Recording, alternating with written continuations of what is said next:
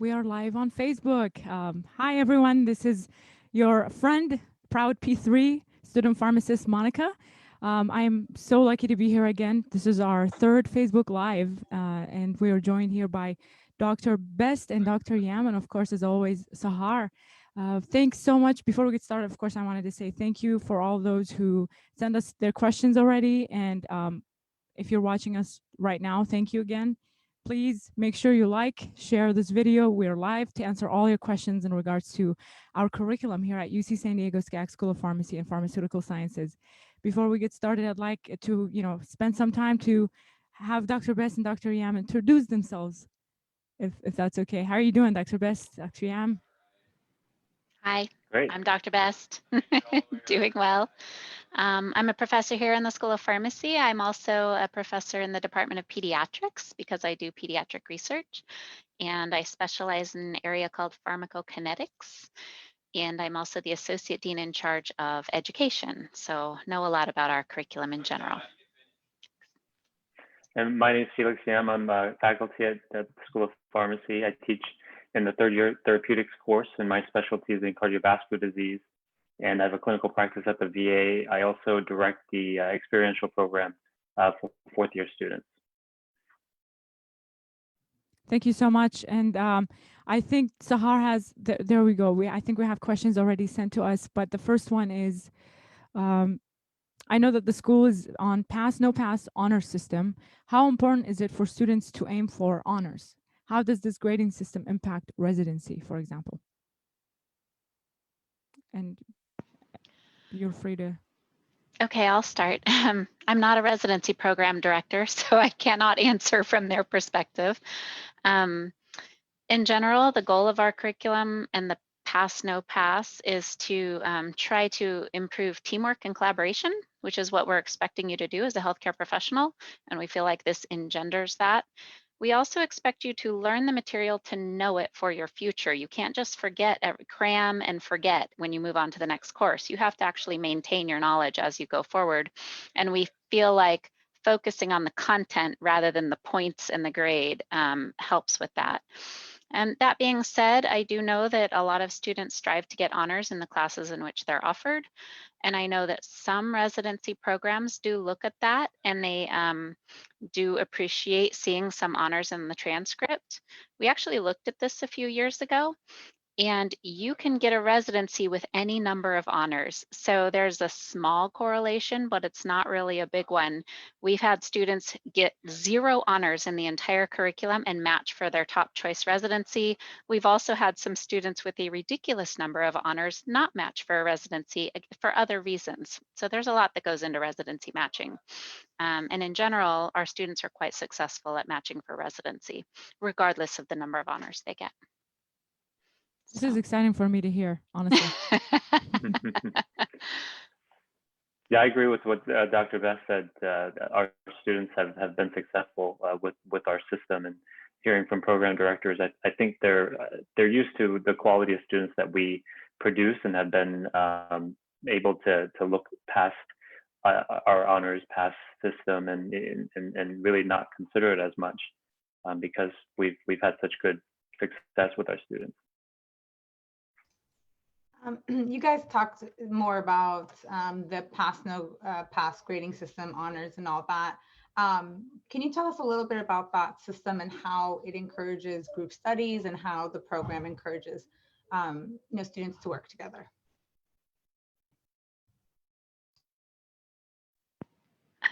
Sure. So again, for the most part in our courses, we want everybody to achieve a level of competency. So we try to set that up front. We don't grade every course on a bell curve and try to fail the bottom 10% or something like that. Once you get into pharmacy school, we know we know you have the intellectual capability of handling the rigor of our curriculum. So now our goal is to get everybody through and get everybody practicing as an excellent pharmacist. And so we really encourage teamwork, collaboration, study groups, studying together, helping each other. We have lots of different types of classes, and you'll be really good at one type of class, and maybe you can help your classmates, and then you'll lean on them in another class where it's content that you're not as familiar with, and they are. And the goal is to get every single student through the curriculum, graduating in, you know, an excellent job and representing our profession and our school well. So. Thank you, Dr. Best. Dr. Yam, do you have anything to add?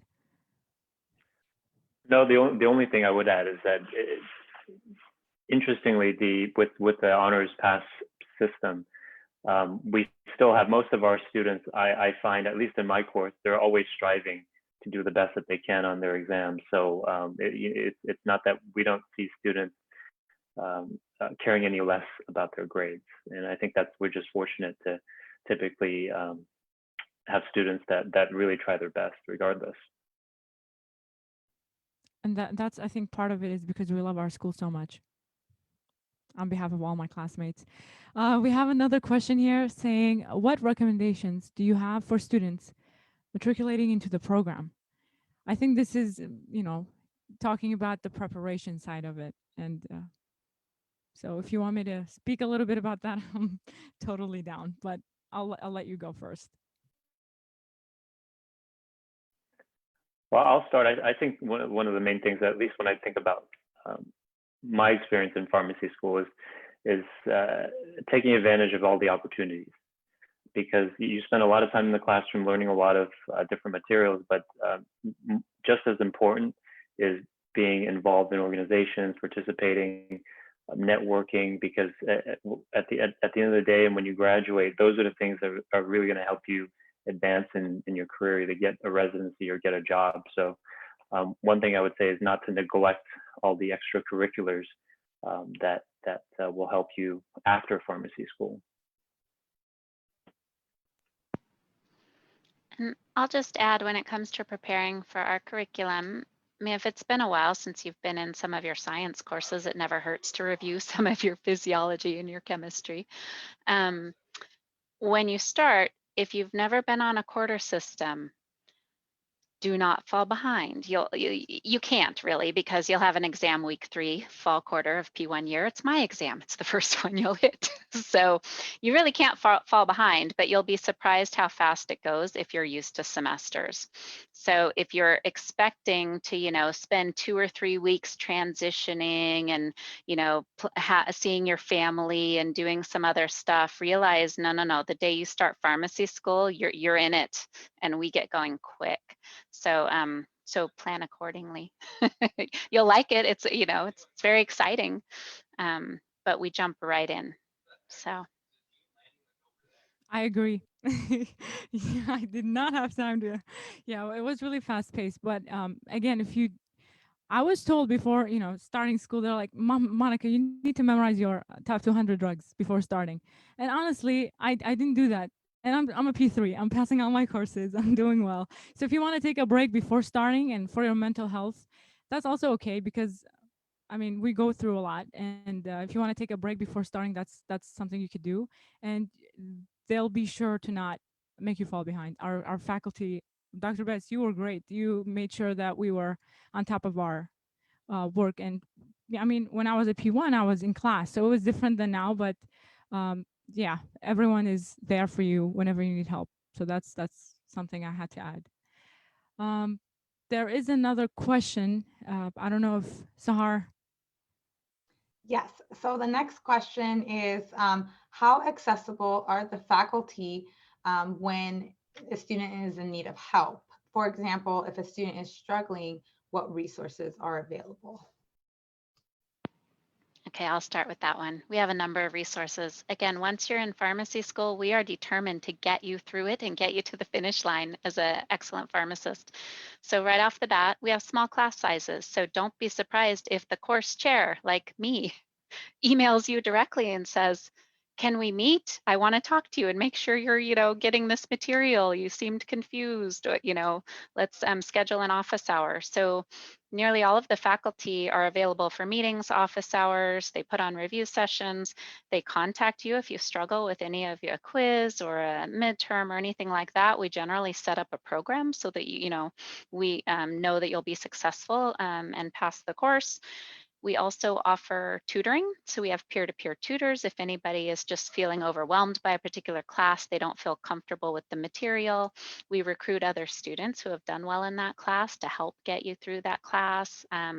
We recommend that you study in groups. We have learning specialists that we can refer you to. We have tutors we can refer you to. We really have a lot of resources. Our student affairs team is fabulous about other things, non-curricular issues they can help you address. But when it comes to the courses, our faculty are very accessible. You have ways to multiple ways to contact all of us, and we're all very responsive.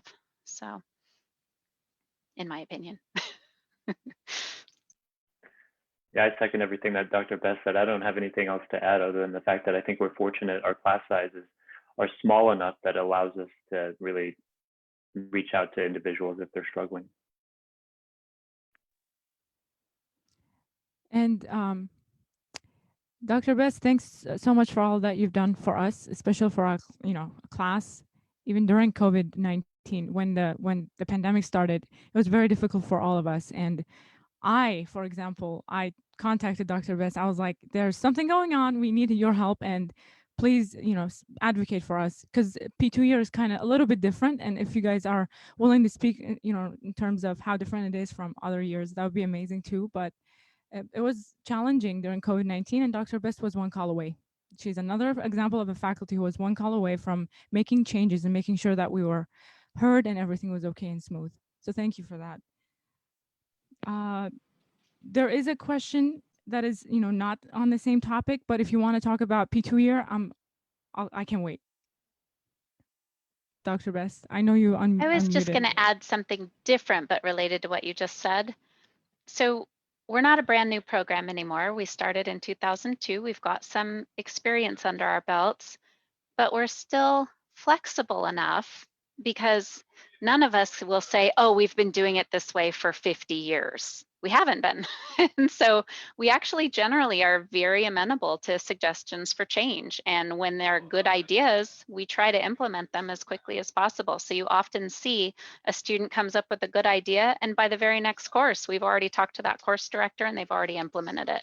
Some bigger changes obviously have to wait, you know, till the following year or till a bigger revision, but we try to be very responsive. And because we're not set in stone from multiple decades, I feel like we all have the mindset of we're welcoming to suggested changes. So. Thank you once again. So I can go ahead and ask the question, right? It's okay. So the School of Medicine recently launched a health equity thread for preclinical students that spans MS1 and MS2 year. Can we expect something similar in the works for School of Pharmacy? Yes, so something similar but different. We're not doing the exact same thing that the School of Medicine has done. So they actually hired a faculty member to sort of be like a course director for this health equity thread that they weave throughout their block system. What we've done is pull together a subcommittee of two of our curriculum committee and our EDI, our Equity, Diversity, and Inclusion Committee. And we have students and staff and faculty on this committee, and they are charged with everything under the sun, but one of their charges is to really examine our curriculum and identify areas where we can improve our EDI content, where we can add in some, you know, unique aspects. And then I'll also mention that the health equity thread spanning through the MS1 and MS2 year will also benefit from that in the joint courses. So in the courses where our P2 students take the blocks with the MS1 students, whatever's been implemented in those MS1 blocks will be available for our students as well. So you kind of get part of it from the School of Medicine and part of it from our school. That's amazing. Thank you. We have two questions that kind of, you know, can be answered at once. The first question is, how well do the courses offered at SCAGS help students prepare for a career in pharmacy? And the next question is, what type of research and training opportunities are available to students? Why don't Dr. you Beth, you want to take start? the first part of that, and I can take the second part. Okay, Or I was going to have you start. Why don't you start, Dr. Yang? sure. And then I'll jump in. Well, I'll take the first part. The first question was related to how do the courses help, and I think all of the courses build upon one another, starting from the first year where the curriculum is really focused on getting students oriented to the pharmacy practice in the community, in the hospital, and throughout the years we also have experiential experiences that actually expose students to those environments. So students will spend weeks in a community pharmacy, they'll spend weeks in a hospital setting while they're doing their didactic coursework. So we have experiential mixed in with the didactics. And as we progress through as the students progress through the years, we build upon all those skills and the knowledge that they've learned. So in P2 year, most of you probably are familiar with our program being unique in that it's integrated with the School of Medicine. You get all of the same core pathophysiology, pharmacology courses as a medical student. So and it's also an opportunity for you to work with the medical students and to really develop that teamwork from a very early part of your career. And then in third year, we expose you to therapeutics and a number of other courses where you're really learning more about how to use drugs in patients. And then finally, in the fourth year, you're out in the practice setting. So you'll spend the entire year in the practice setting, in hospital settings, and in clinics and communities. And you also have options to do some electives, depending on what you're interested in. That could be an international rotation.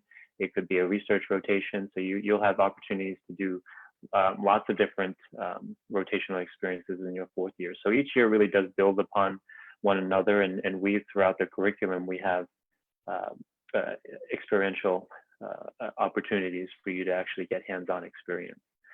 So that's the first part of the question. The second part of the question, I believe, was what research opportunities are available, and one of the other roles that I have and is overseeing the student required research project. Some of you may or may not know that one of the unique things about our program is that we do require all students who enter our program to complete a research project, and that's it can be done anytime between the first year and the fourth year. So as part of that requirement, we'll offer the students a number of different opportunities to work with researchers, advisors, and you'll actually have an opportunity to complete a project, present your project, write a manuscript. We've had lots of great success getting our students published, presenting research at national meetings. So there's a lot of opportunity at UCSD for that. That was terrific. I'll just add a couple of things. So when it comes to the first part of the question, preparing you for pharmacy practice, we have a broad and deep curriculum, and we are preparing you for, a decades-long career. We're not sure exactly what you're going to be doing, so we cover a lot.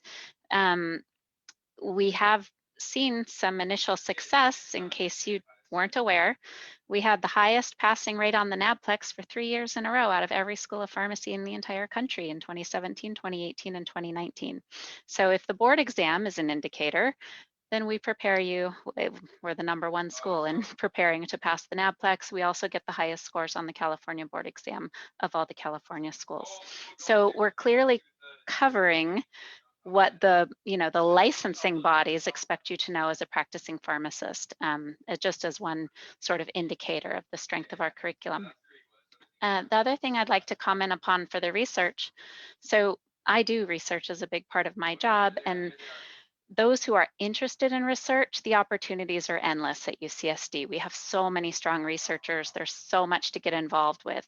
For those who don't think they're interested in research, you know, research is just quality assurance by another name, or it's, you know, workflow improvements, or it's, you know, patient outcomes and improving patient outcomes. It's quality care.